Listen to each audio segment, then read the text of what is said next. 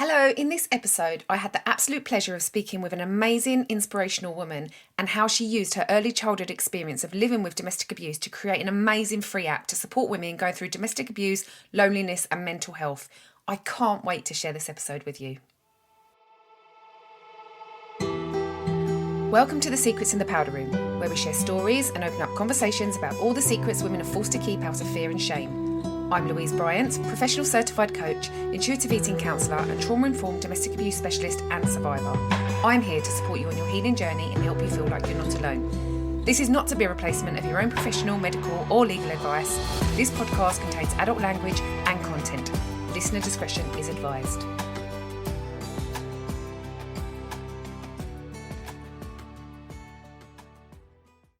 So today I have the absolute pleasure of talking to our amazing guest, Maryam Syed.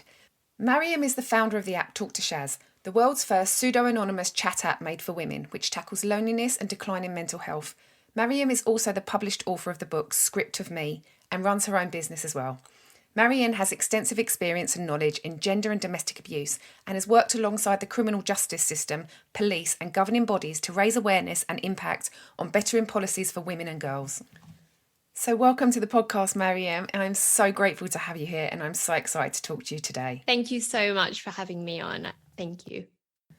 No, honestly, the pleasure is all ours and we're very excited to get started. Thank you. No, thank you. So what's the secret that you've been keeping out of fear or shame? For me, I think it would predominantly be my childhood experience. So I grew up in a severely abusive home. My father was very abusive. So I experienced domestic violence kind of from birth, essentially. And as I've gotten older, I've become more empowered by my experience, not with what I went through, but just more on it's not my burden to carry. It's not something I should feel ashamed of. And it's now made me the person that I am. So yeah, I would say that's the secret. And how did that affect you when you was growing up? Oh, I now looking back, massively, of course. But I think when you grow up in an environment which is kind of that you're born into, you don't really know any better. So for me, that's just normal, right? Like that's how everyone's home must be. Violence is just something that is just there. It's part of life. So I think growing up with that being so normalized and that just being the way of life really did affect me to the point where when I started experiencing healthy relationships and healthy friendships, even healthy family relationships, that felt strange. That was what was the really weird aspect of life. And at what point when you were younger did you have that realisation that this isn't normal? I would say pretty early on. So I would say maybe around 7, 8, when I guess went from my subconscious to my conscious mind as a child, I started to feel that it just felt wrong. It just felt really I didn't feel happy. I felt joy when it was just my mum, myself and my brother. And I started to just question a lot. And I think when also as a child, you're in school and you're around other kids and they talk about their families, you kind of think, oh, that's weird. My family doesn't have that, or my dad's not like that with me. So I think that it was probably around then. And at what age was you when your parents split? 9. 9. I was 9. So my mother left my father at 9. And I guess for me, that was when I started to experience life in somewhat of a healthy way. Having said that, my childhood with my mother, like I have so many amazing memories, with her, with my brother. So it wasn't like it was all really, really horrible. It's just there was something that was there, that a constant that was there. But whenever I express my really, really happy memories as a child, it kind of doesn't make sense to so many people because they're like, but you were growing up in violence. But that wasn't the case at all. I did have a very, very happy childhood aside from that. And what was the story there? How did your mum get out of the relationship? Can you remember that? So she essentially escaped. Yeah, she escaped. It was we just left in the middle of the night, packed our stuff, and we just left literally as in the middle of the night. Wow, what a brave woman. Yeah, my mom is, and that's kind of what my app is about. My mom, right? It's in her name, and she's got her own story, her own secret. But yeah, it was yeah, a very hard time for her, but she's the strongest person I know. Wow, wow, how lovely. So you mentioned the app. Can you tell us a little bit more about that? Yes, yep. So I have just launched this year, a few months ago, an app called Talk to Shaz. As I mentioned, it's named after my mother. It is the world's first pseudo-anonymous chat app that's made for women that tackles loneliness and mental health. And it's a chat app. So essentially, it's like WhatsApp. You get on the app, and it's anonymized, so no one knows who you are. No one really knows who the other person is that they're speaking to, but it protects your identity, so no one can tell your location, no one can really tell who you are, and it's just, you just chat. The purpose of the app is to create a safe space. And how does it protect someone's identity? So it's completely pseudo-anonymous. So you have like a pseudonym, so you can have a name, you can have whatever name you choose, whatever picture you choose, and you can't send images, you can't send voice notes. So no one really knows who that person is. And the only thing you can really do in the app is talk. That's it. So it Okay. it kind of takes away that element of someone wanting more information or kind of trying to track who the person is, have finance information, etc. So that's not possible. The only person who can filter who is on there is myself and my team, and we have a system where we filter genuine email addresses, like you've got to confirm, etc. So we filter on our end. So before someone gets on the app, those steps of privacy are essentially taken care of. And how are the women sort of protected on that app from men or perpetrators or anything like that? So we can't essentially say, oh, women only, right? It's an element of discrimination. So we have said that this app is for women. We haven't had any men join so far, but if there are any perpetrators, for example, that would come on the app, we would filter it on our end. And there's options to block, to report, and we filter it daily and sense check it daily. Awesome. Wow, wow, it just sounds amazing. So what motivated you to develop this app and offer support for women facing domestic abuse? So I've had that idea, I would say, for about 10 to 15 years. Like for a long time, I wanted to have my own charity where I wanted to be an advocate for women and raise awareness. And I've always been working on the idea, and pandemic came and I just thought, right, I need to do something now. And I think the way the world is going, it needs to be on an online platform because of accessibility, but also it just made sense. So it was initially was going to be like a safe space that women could come and speak. But with the way the world is going, I thought, right. And then it kind of just went on from there. Awesome, awesome. So what do you think sets it apart from other resources available for women who have experienced domestic abuse? I think there's a lot out there which is just for kind of fleeing violence, right? Like when you're ready, this is what you do, these are the steps you take. But I just think there's so much more that someone experiences before they are ready to leave. And I don't think there's enough out there to, I guess, empower them to leave, for them to not feel alone. And that's why the statistics on domestic violence are so high, in the sense that, it takes a woman 7 times before she can leave, because it's just leaving and that's it. But there isn't the support there to get them to that point. And I think that's what the app does. It gives a safe space where women can speak to other women and just say, this is my only way of communicating with anybody, and this is how I'm feeling. And that itself could empower them to slowly get to the place they want to get to. Wow, well, sounds awesome. So are you saying this app isn't just for women who have already fled an abusive relationship, but it's also geared up for women who are still in their abusive relationship? Yes, yeah. So it's for everybody. So the aim of the app is to tackle loneliness and mental health, and a massive aspect of poor mental health in women is domestic violence, right? Abuse that they're experiencing. And this gives them that space, whether they're out of the relationship, and then there's so much trauma, right, that they deal with after they've escaped the relationship, but also while they're in it and at the beginning as well. So when you're first dating someone and you're thinking, this is a bit strange the way they're acting, right? But maybe it's normal. But if you had a safe space to just ask someone and say, right, this is what I'm experiencing, you might be able to have a better understanding. And if someone doesn't have that safe space in their home or their friends, and a lot of the time you don't want to share stuff about your partner in case someone else has a negative opinion of them. So usually you kind of sit on it, and then it's essentially at times a bit too late. And is there always someone on the other end to answer your questions, or does it have a bit of a delay in getting an answer? Always. So we've made the app that it's because it's peer-to-peer support. We don't want anyone to feel pressurized, and it is like a long-term support. It's long-term support. So it's not you come in, you speak to someone, and then that's it. We want to build a community of connections, people worldwide who always have one another. So it's really up to the users as to how quickly they respond. But the feedback that we've had from our current users is that it's within a few hours somebody will respond, like WhatsApp. Okay, cool. So how has your personal experience with domestic abuse informed your work to support women who've been through domestic abuse?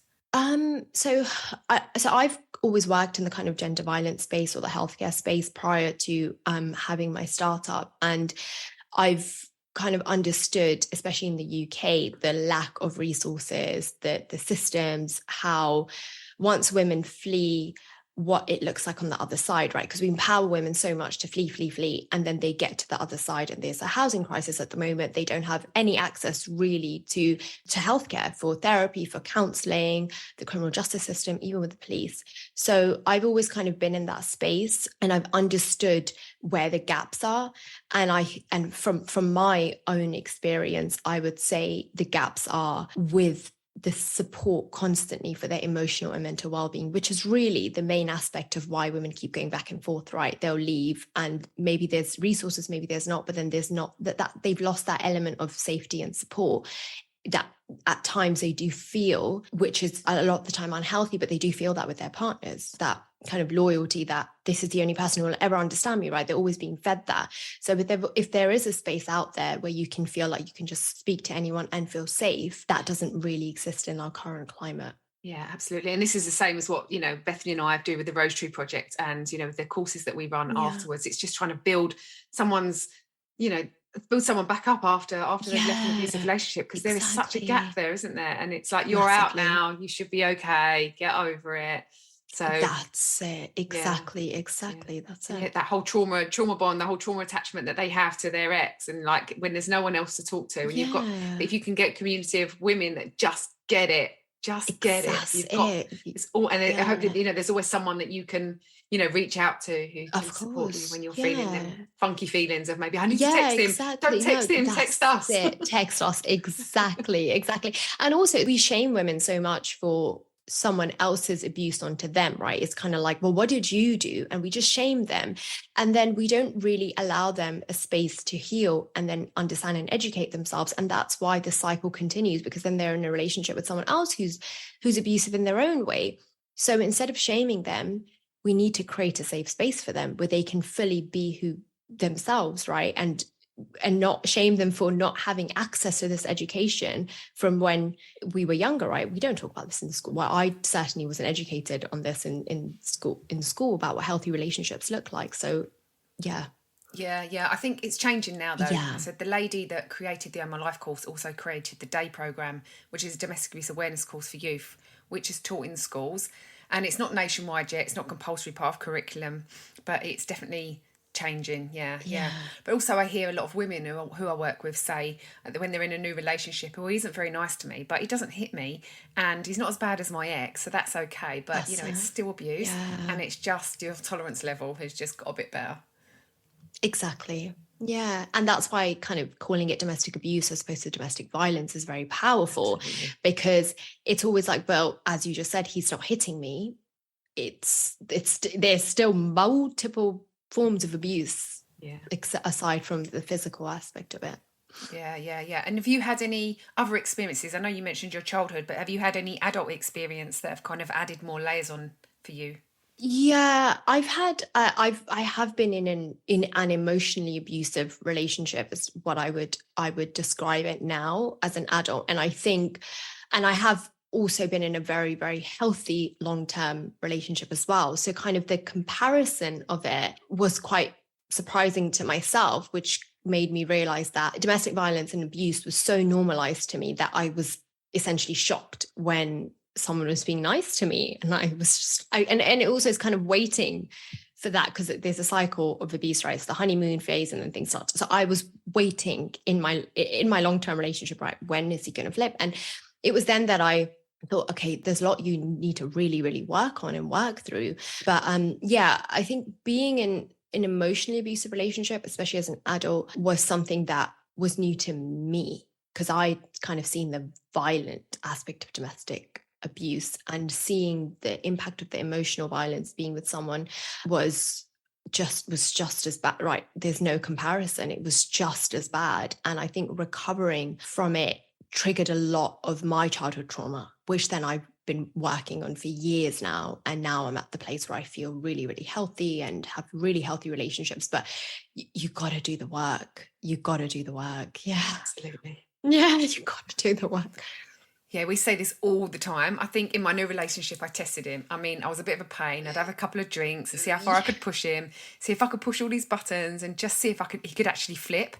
And it was like, I'm not playing. He was like, I'm not playing them games. Yes, I'm not like, I'm not. I know. And I'm not used to that. I'm used to someone reacting. It's refreshing to see that there are decent guys out there. And I know it's good for people to know that there are decent relationships.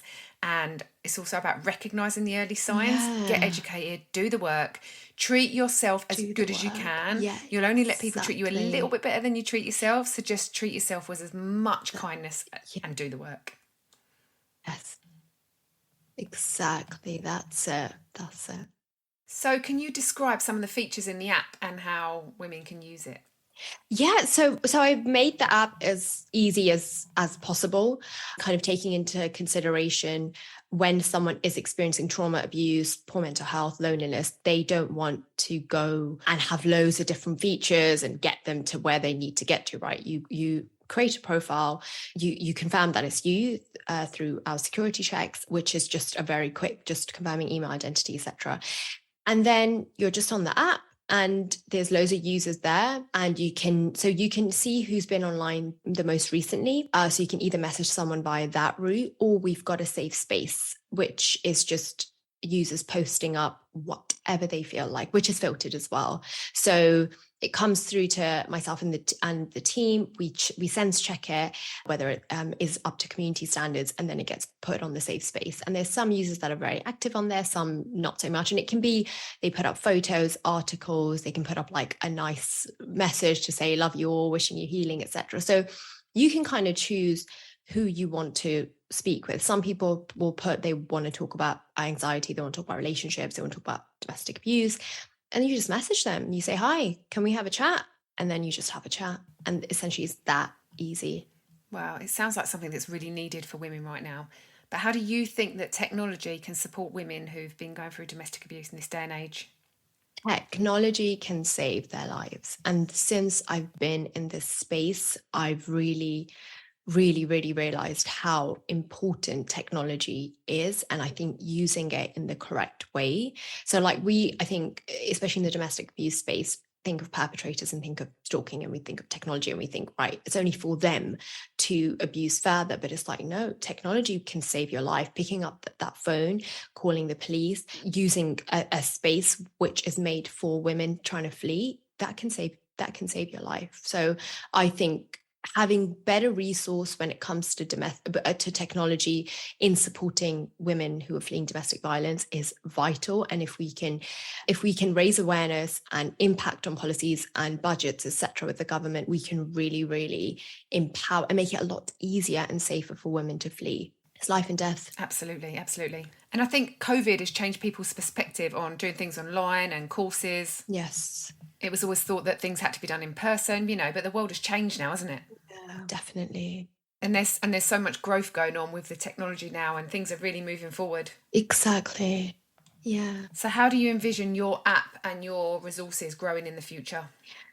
I really see the app go, as much as I want it to be a safe space and I want women who are fleeing to access it, I want a community of women that haven't even experienced domestic abuse supporting other women in their own way. So I see the app being a safe space, being a platform for raising awareness, and having that community, that sisterhood. That's what I want, a global community in a space, and not just I want women to feel empowered in how they feel and whatever stage in life they're at. So whether they are really young, experiencing a difficult journey at the start of university, to someone who is going through symptoms of menopause, I want that space to feel safe for each and one of us, and for us to always feel validated in whatever we may be experiencing. Women are always seen to be like the superheroes, the super mummies, and superheroes don't really have bad days, right? Like they have the weight of the world on their shoulders, and that's it.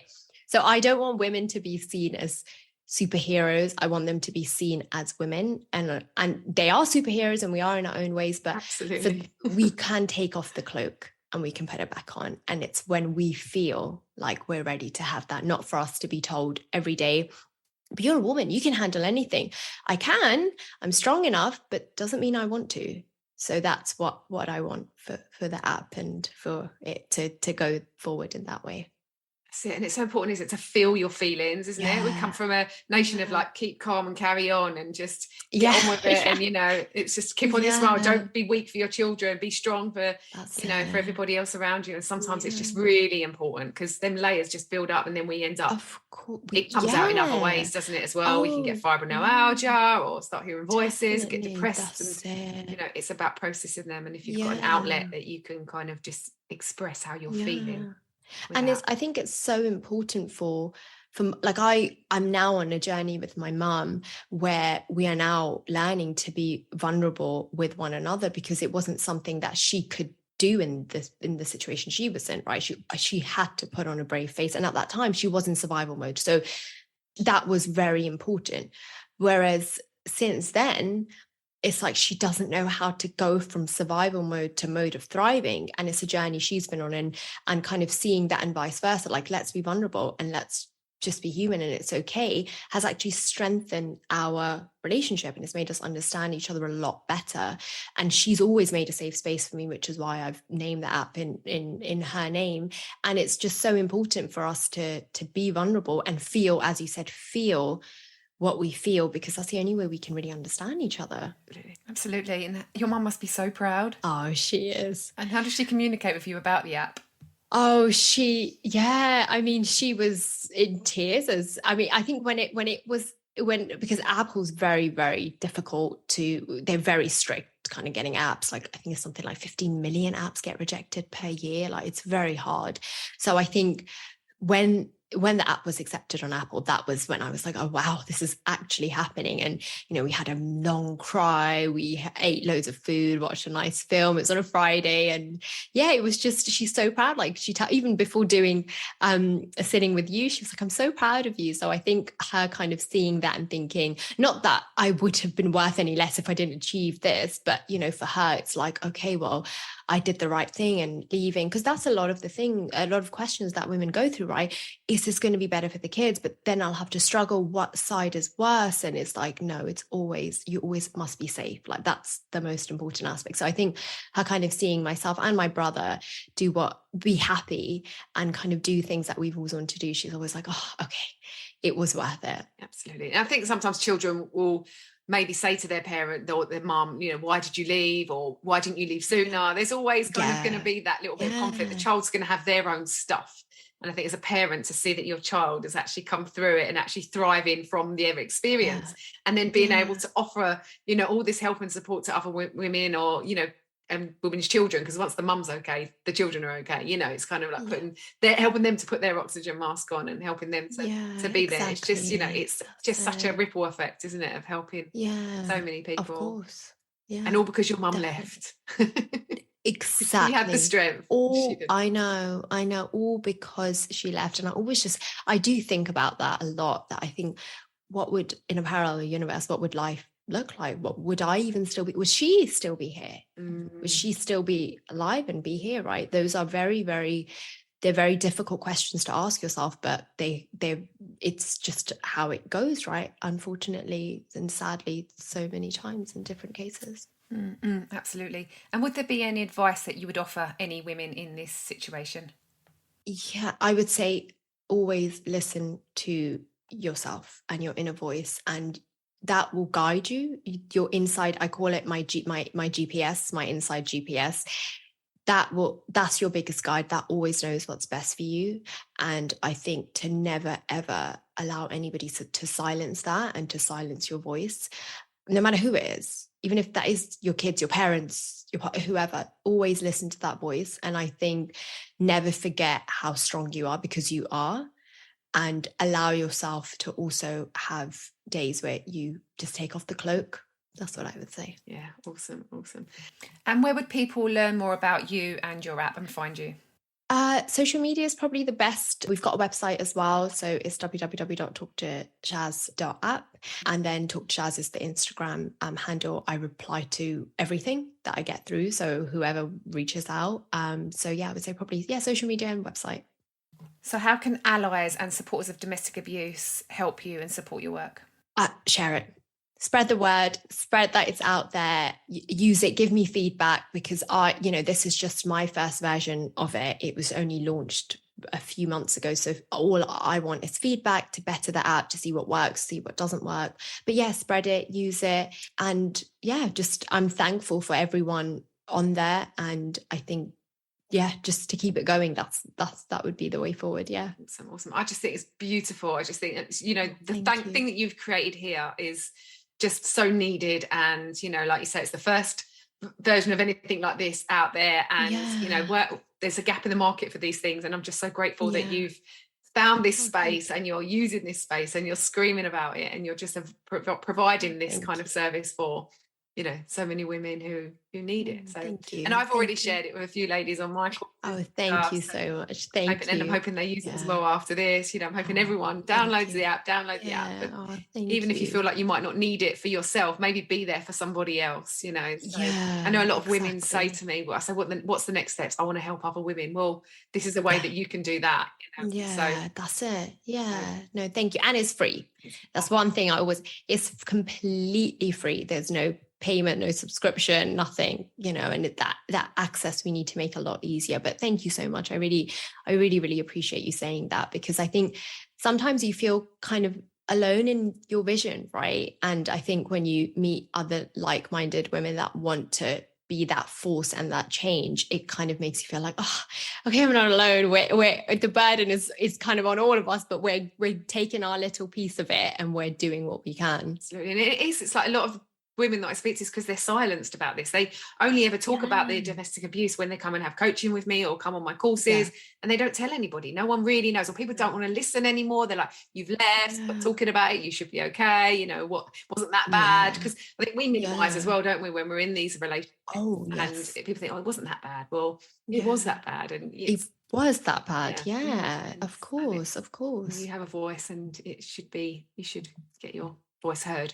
So. Yeah, exactly. And I think the reason that for a lot of us, our voices aren't heard is because we've silenced them before anyone can hear what we have to say. And it's just never silence your voice. And if you are being silenced, go to a room where there's a microphone there waiting for you and people who want to hear what you have to say. Absolutely. And it is. So again, like we say, it's out of fear and shame. It's just what are people going to think of me? What are people going to think of them? People can think of him? What people,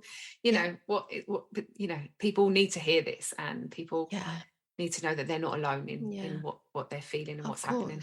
Of course. And I think that definitely is something that women carry with them, right? It's like, oh, what is so and so going to think, or what is my family going to think? And I just think they're not living your life. They're not going to come, and they're not going to be there when your kids are saying, as you said, why didn't you leave? Why? You have to do it for you. Absolutely. Well, thank you. Is there anything else that you want to add to the conversation before? I want to say thank you to you for firstly having me on here. It's such a pleasure. So I'm really, really honored to be here. And also I think to just everyone out there, anyone experiencing domestic abuse, that it does get better. When you leave, it does get better. Life can be amazing. You can have whatever it is that you want. I mean, when I think back to kind of how I was in my childhood as well, like we were really poor. We didn't have, once my mum left, we kind of went from having everything me as a child not understanding even what money is, because we had like everything was just given, to my mum being homeless with 2 young children under the age of 10 and like sleeping in her car, like that point. And it's like, that doesn't define who you are. That does not mean that that's always going to be your life. You have to kind of, it gets worse before it gets better, but does it get better? It gets so much better. You can have whatever it is you want, but you've got to kind of get out of that first. And I think that I'm so proud of the women who are currently in that stage of their lives, the ones who have left, the ones who've paved the way for us, the ones who've raised so much awareness that you and I can sit here and talk about it without feeling shame or guilt or feeling like it's wrong. And I think the ones that will come after, who will kind of, we'll give the torch to them and they'll be carrying it forward. Absolutely. Yeah. So just grateful to all of us. Yeah, absolutely. And it's educating our children. So I would say, how do you stop the cycle? Get out and educate your daughters, educate your sons as best you can. You know, we can't change the world, but we can change our world. Our world. Absolutely. Yeah, exactly. No, and it's so important and I think just talking about it, I think that's the way we, I guess, are healing ourselves, people around us, society, is talking about it. And you don't have to always take it upon yourself. Like I've chosen to do this because I feel like it's genuinely my purpose, but you don't, just because you've gone through a violent, abusive relationship doesn't mean now it's your responsibility to take care of others, right? You taking care of yourself is enough. And you taking that forward and, like you said, educating your daughters and your sons and even your parents to an extent, right? Because a lot of the time women are shamed by their own parents for leaving, especially when it comes to like honor-based violence and so like cultures, traditions, etc. But you just need to be okay, and that's all. If that's all you do, that's your Everest. Absolutely. Put your own oxygen mask on first. That's it. Exactly. Awesome. Well, thank you so much, Maryam, for coming and speaking with me today. It's been an absolute pleasure.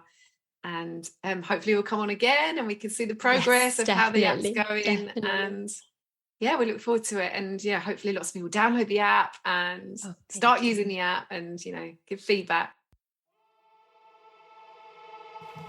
Thank you for listening to this episode of The Secrets in the Powder Room. Make sure you download the app, talk to Shaz, links in description, and leave a review and subscribe so you don't miss an episode.